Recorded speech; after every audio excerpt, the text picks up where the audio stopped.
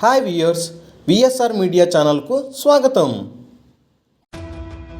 హిందూ మతంపై దూషణలు, deputy CM Pawan కళ్యాణ్ను టార్గెట్గా వివాదాస్పద ప్రసంగాలు, నిషేధిత మావోయిస్టులకు మద్దతుగా సోషల్ మీడియాలో రెచ్చగొట్టే వ్యాఖ్యలు, ఇప్పుడు ఉషా కేసులో అరెస్ట్ అయిన బచ్చలకూరి జోసెఫ్ అలియాస్ ప్రశ్న రావణ్ నేపథ్యం, కార్యకలాపాలపై పోలీసులు లోతుగా ఆరా తీస్తున్నారు.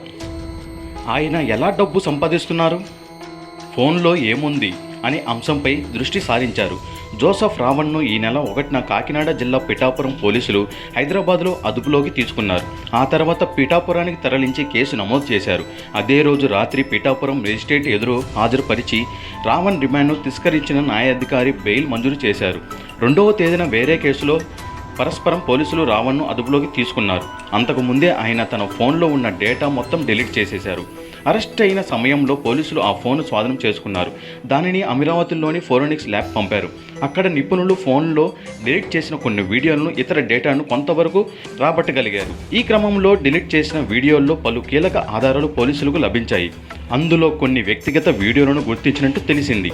ఈ వీడియోల ద్వారా బెదిరింపులు, బ్లాక్మెయిల్కు పాల్పడుతూ లక్షల్లో డబ్బులు సంపాదిస్తున్నారని పోలీస్ వర్గాలు అనుమానిస్తున్నాయి. వాట్సాప్ కాల్స్, చాటింగ్లు వివరాలను కూడా రికవరీ చేసే ప్రయత్నంలో ఉన్నారు. జోసెఫ్ రావణ్ చేతిలో మోసపోయిన, బెదిరింపులు గురైన బాధిత మహిళలు ముందుకు వచ్చి ఫిర్యాదు చేయాలని కాకినాడ జిల్లా పోలీసులు కోరుతున్నారు. యూట్యూబ్లో ప్రశ్న పేరుతో రావణ్ కొన్నేళ్లుగా వివాదాస్పద వీడియోలు చేస్తున్నారు. ముఖ్యంగా హిందూ మతాన్ని కించపరచడం, హిందూ దేవులను తిట్టడం, డిప్యూటీ సీఎం పవన్ కళ్యాణ్ను టార్గెట్ చేసుకుని కించపరిచే వ్యాఖ్యానాలు, బూతులతో అనేక వీడియోలు పోస్ట్ చేశారు. ఈ తరహా వీడియోలకు సహజంగానే వీక్షకుల సంఖ్య ఎక్కువగా ఉంది. దీంతో యూట్యూబ్ ఆదాయం గడిచిన కొన్ని నెలలుగా పెరిగినట్లు పోలీసులు గుర్తించారు. రావణ్ నెలకు యూట్యూబ్ నుంచే 1.5 లక్షల వరకు వస్తుందని అంచనా వేస్తున్నారు. ఇక వ్యక్తిగత వీడియోల ద్వారా, బెదిరింపుల ద్వారాను లక్షల్లో సంపాదిస్తున్నట్లు పోలీసులు చెబుతున్నారు. ఈ నేపథ్యంలో రావణ్కు చెందిన ఐసిఐసిఐ బ్యాంక్ ఖాతాలను ఫ్రీజ్ చేయాలని ఆ బ్యాంకులకు పోలీసులు లేఖలు రాశారు. ఇదండి ఈరోజు టాపిక్. మరిన్ని వీడియోస్ కోసం విఎస్ఆర్ మీడియా ఛానల్ను సబ్స్క్రైబ్ చేసుకోండి.